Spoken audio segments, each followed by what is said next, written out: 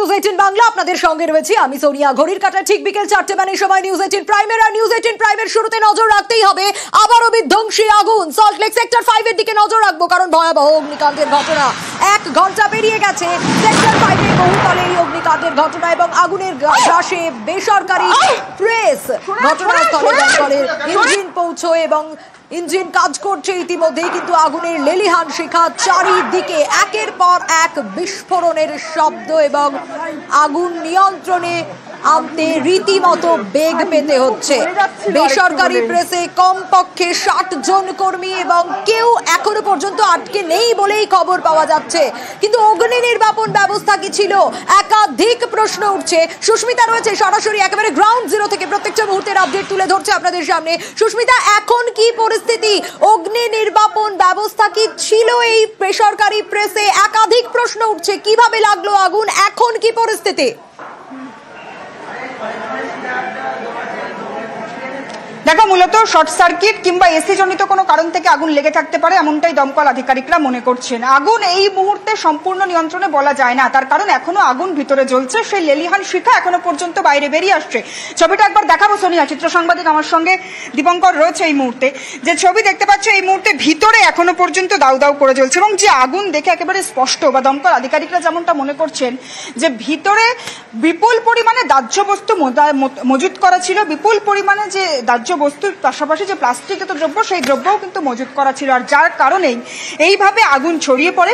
শুধু তাই না, আগুন ছড়িয়ে পড়ার সঙ্গে সঙ্গে আরো যে ছবিটা দেখা যায় যে আগুন নিয়ন্ত্রণে আনতেও বেশ কয়েকটা বেগ পেতে হয়, তার কারণ একের পর এক বিস্ফোরণ এবং সেই বিস্ফোরণে আগুন ক্রমশ একের পর যে গোডাউনে যে মূল যে আগুনের উৎসস্থল, সেই স্থল থেকে সেই গোডাউনের আরো সামনের দিকে ছড়িয়ে পড়তে থাকে এবং এবার একেবারে বাইরে থেকে বিস্ফোরণের শব্দও শোনা যায় এবং আগুন নেভানোর চেষ্টা এখনো পর্যন্ত চালাচ্ছে দমকলের 6টি ইঞ্জিন। এবং আজ দুপুরে আচমকায় আগুন লাগে এই কারখানায় এবং দ্রুত আগুন ছড়িয়ে পড়ে আশেপাশে এবং আশপাশের একটি এবং পাশেরই একটি যে বেসরকারি কোম্পানি রয়েছে, সেই কোম্পানির অফিসের যারা কর্মী রয়েছেন তারা প্রাথমিক অবস্থায় আগুনের ধোঁয়া দেখতে পায় এবং সেই ধোঁয়া দেখে এই ফ্যাক্টরির কর্মীদের খবর দেওয়া হয় এবং তারপর দমকল আধিকারিকদের ডাকা হয়। কিন্তু এই ফ্যাক্টরির ভিতর হলোফ্লেক্স কোম্পানি, সেই কোম্পানিতে মূলত যে প্লাস্টিকজাত দ্রব্য, সেই দ্রব্য তৈরি হতো। কিন্তু এখানে বেআইনি ভাবে কি কিছু তৈরি হতো? এই প্রশ্নটাই উঠছে সুস্মিতা, তার কারণ আগুন যখন লেগে গেছে, আগুন দেখার পরেও দমকলকে ঢুকতে বাধা দেওয়া হয় বলে একটা অভিযোগ উঠে আসছে এবং আগুন ছড়ালে তারপর পুলিশ নিয়ে ভিতরে ঢোকে দমকল। কিন্তু কেন, কি কারণে ঢুকতে বাধা, কি লুকানোর চেষ্টা করছিলেন প্রেসের কর্মীরা?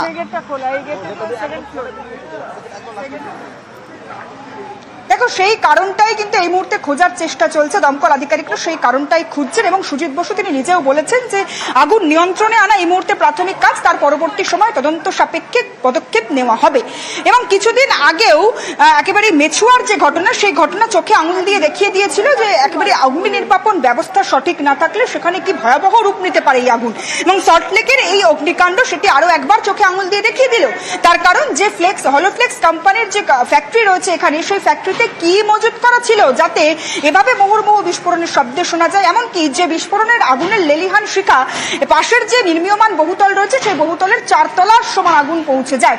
এবং সেই ছবিটাই কিন্তু এখনো পর্যন্ত স্পষ্ট এবং এখনো পর্যন্ত যারা দমকল আধিকারিক রয়েছেন তারা মূলত এই যে বহুতলে এই মুহূর্তে আমি দাঁড়িয়ে রয়েছি, সেই বহুতল থেকে জল দিয়ে মূলত এই যে ফ্যাক্টরি, একেবারে পাশেই ফ্যাক্টরি দেখতে পাচ্ছ, সেই ফ্যাক্টরির যে এসি মেশিনগুলি রয়েছে, সেই মেশিনগুলি একেবারে ভেঙে দেওয়ার চেষ্টা করছেন যাতে সেটি থেকে আর কোনোভাবেই আগুন ছড়িয়ে পড়তে না পারে। কিন্তু প্রাথমিক অবস্থায় দেখতে পাচ্ছে দমকল আধিকারিক তারা এই মুহূর্তে ভিতরে ঢোকার চেষ্টা করছেন। দমকল আধিকারিকরা ভিতরে ঢুকে এই মুহূর্তে কাজ করার চেষ্টা করছেন। দমকল আধিকারিকরা ভিতরে ঢুকে এই মুহূর্তে যাতে আর কোনোভাবেই বিস্ফোরণ না হয়, যাতে আর কোনোভাবেই আগুন ছড়িয়ে না পড়ে, সেই চেষ্টা করছেন। কিন্তু প্রথম আমরা এসে যে ছবিটা দেখতে পাই, এই যে ফ্যাক্টরির যে মূল ফটক, সেই ফটকের গেট বন্ধ করে দেওয়া হয়। ম্যানেজার যিনি এই ফ্যাক্টরি, সেই ম্যানেজার বারংবার বলতে থাকেন চাকরি নিয়ে প্রশ্ন আছে, চাকরি নিয়ে টানাটানি পড়বে, সংবাদ মাধ্যম ভিতরে ঢুকতে পারবে না। দমকল আধিকারিকদের পাশের নির্মীয়মান বিল্ডিং এর গলি দিয়ে ঢুকে আগুন নেভানোর কাজ শুরু করতে হয়।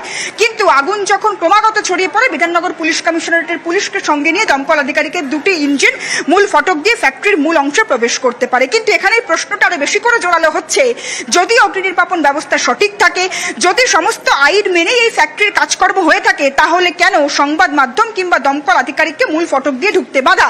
কেনই বা এই যখন আগুন লাগার ঘটনা ঘটে তখন তড়িঘড়ি মূল ফটক বন্ধ করে দেওয়া কিংবা এই যে ফ্যাক্টরিতে যে সমস্ত রাসায়নিক মজুদ ছিল, যে সমস্ত দ্রব্য মজুদ ছিল, সেগুলি তড়িঘড়ি বাইরে বের করে নিয়ে যাওয়ার চেষ্টা, সেই একাধিক প্রশ্ন জোরালো হচ্ছে এবং আবারও সেই প্রশ্নটাই উঠছে যে যদি সমস্ত কিছু যখন সেখানে সংবাদ মাধ্যম পৌঁছলো তাদেরকে ঢুকতে তো বাধা দেওয়া হলো, কিন্তু দমকলের গাড়ি ঢুকতে সেখানেও তো সমস্যার সম্মুখীন হতে হয়, কারণ রাস্তার দুপাশে গাড়ির পার্কিং, আর পার্কিং এর যে রাস্তাটাই তো শুরু হয়ে যায়। ক্যামেরাম্যান দেখো, সল্টলেক মানেই পার্কিং, সল্টলেকের সঙ্গে পার্কিংটা যেন একেবারে ওতপ্রোতভাবে জড়িয়ে গিয়েছে। তার কারণ সল্টলেকের রাস্তা, আমরা যারা রোজকার সল্টলেকে যাতায়াত করি তারাও দেখতে থাকি, সল্টলেকের রাস্তায় দুধারেই পার্কিং, একধারে 4 চাকা গাড়ি, একধারে 2 চাকা গাড়ি। সেই পার্কিং এর জেরে রাস্তা কার্যত একেবারে অর্ধেক হয়ে গিয়েছে, আর সেই সরু লেন দিয়ে, রাস্তার সরু লেন দিয়ে সেখানে দমকলের অত বড় ইঞ্জিনের গাড়ি ঢোকা একেবারে অসম্ভব এবং সে কারণেই আরো বেশি করে বেগ পেতে হয়েছে দমকলকে, দমকল ঢোকার ক্ষেত্রে এবং এই আগুন নেভানোর কাজে তড়িঘড়ি হাত লাগানোর ক্ষেত্রে।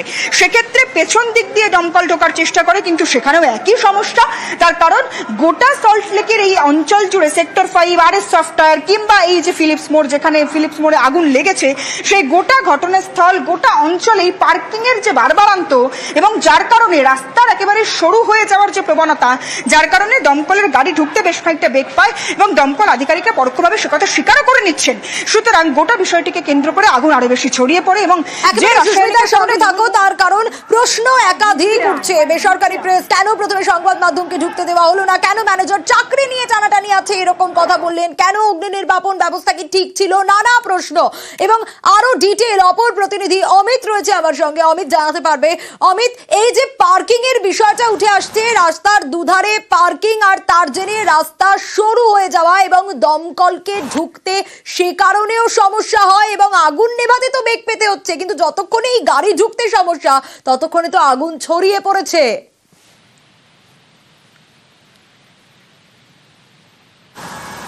আগুন ছড়ানোর পেছনে কেমিক্যাল বা রাসায়নিক দ্রব্য সেখানে মজুদ ছিল, কারণ এটি একটি প্রিন্টিং প্রেস। এখানে হচ্ছে হলোফ্লেক্স নামে একটি কোম্পানি, যেখানে বিভিন্ন হলোগ্রাম প্রিন্ট করা হয়। সেক্ষেত্রে এই মুহূর্তে যদি আমি দেখাই একবার ছবিটা, এখানে তুমি দেখতে পাচ্ছ এই ধরনের সামগ্রী কিন্তু এখানে ছিল, যা থেকে কিন্তু আগুন সহজে আরো স্প্রেড করতে পারতো। এবং তোকে জানিয়ে রাখবো যে ইতিমধ্যেই দমকল মন্ত্রী তিনি ঘটনাস্থলে রয়েছেন, এমনকি পুলিশ কমিশনার বিধাননগর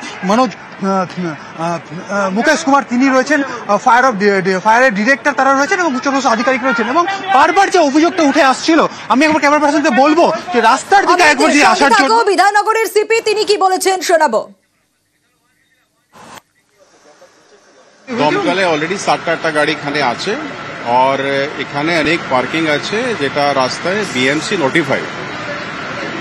এই পার্টিকুলার রাস্তা যেটা আপনারা বলছেন সেটা আমরা দেখে আমরা আপনাদেরকে জানিয়ে দেব। পুলিশকে দেখা যাচ্ছিল যে বাইকগুলো সব সরাচ্ছে, আমি ওটাই বলছি বিএমসি অনেক রাস্তায় নোটিফাই করেছে পার্কিং জন্য।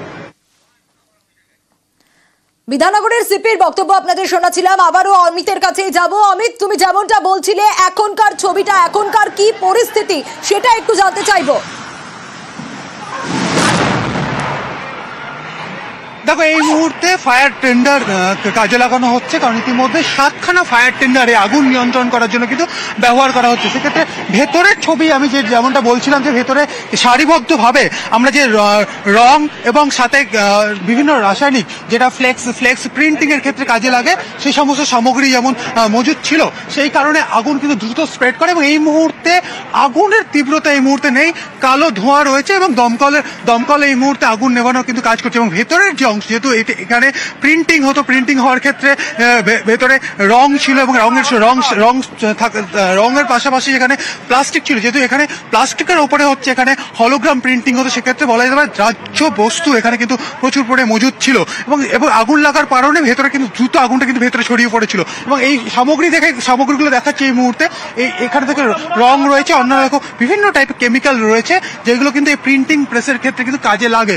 অন্যদিকে যে অভিযোগটা বারবার উঠে আসছিল যে দমকল পৌঁছতে বা দমকল ভেতরে ঢোকার ক্ষেত্রে বেগ পেতে হয়েছে, বাধা পেতে হয়েছে, কারণ রাস্তার যে ছবি আমাদের চোখে ধরা পড়ছে সেই নিয়ে আমরা বিধাননগর সিপিকে জানতেও চেয়েছিলাম যে রাস্তার যে দমকল ঢোকার ক্ষেত্রে দমকলকে বাধা পেতে হয়েছে, কারণ রাস্তার দুপাশে যেভাবে দুপাশে 4 চাকা এবং বাইক পার্কিং করা রয়েছে, সেক্ষেত্রে রাস্তা কিন্তু সংকীর্ণ একেবারে বলা যেতে পারে। কারণ আমি ক্যামেরা পার্সনকে বলবো যে রাস্তার ছবিটা যদি দেখো যে এইভাবে দমকল টেন্ডার এইভাবে আসছে এবং রাস্তার দুপাশে যদি রাস্তা দেখা যায় যে পরিসর, রাস্তার যে পরিসর, সেক্ষেত্রে বলা যেতে পারে যে এই যে রাস্তায় যেভাবে বাইক পার্কিং করে রাখা আছে, 4 চাকা পরপর পার্কিং করে রাখা আছে, এবং তুমি স্বাভাবিকভাবে বোঝা যাচ্ছে যে ওই ফুট থেকে এই ব্যারিয়ার পর্যন্ত যতটা পরিসর থাকার কথা সেখানে দেখা যাচ্ছে যে রাস্তায় কিন্তু প্রায় অনেকটা অংশ এইভাবে 4 চাকা এবং বাইক এবার রাস্তায় এইভাবে একটা 4 চাকা রাখার পাচ্ছে, 4 চাকার পরে আর একটা বাইক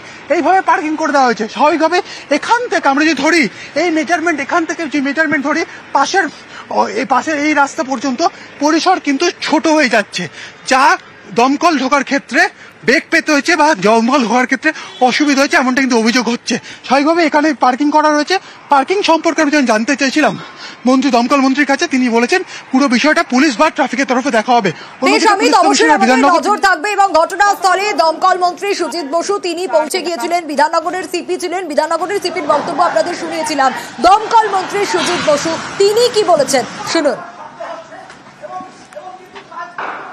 আমরা প্রথম থেকেই কাজ করছি, আমাদের সিনিয়র অফিসাররা সবাই এসছেন, পুলিশ এসছেন, পুলিশের সিপি নিজে আছেন, আমি আছি, সবাই আছে। এখানে একটা হলোফেক্স বলে একটা কোম্পানি ছিল, সেখানে কিছু হলোগ্রাম তৈরি হতে সব। এখন আমাদের কাজ আগুন নেভানোর কাজ, তারপরে আমরা দেখব যদি কোথাও ত্রুটি বিচ্যুতি থাকে সেগুলো আইনের লিগাল অ্যাকশন। আর একটা কমপ্লেন উঠছে যে দমকলের ঢোকার সময় তাদেরকে বাধা পেতে, কারণ রাস্তায় দুপাশে নাকি প্রচুর গাড়ি পার্কিং করা ছিল। সেটা পুলিশ দেখবে, ট্রাফিক দেখবে, ট্রাফিককে আমরা বলেছি, সিপি সাহেব আছেন, বলেছি।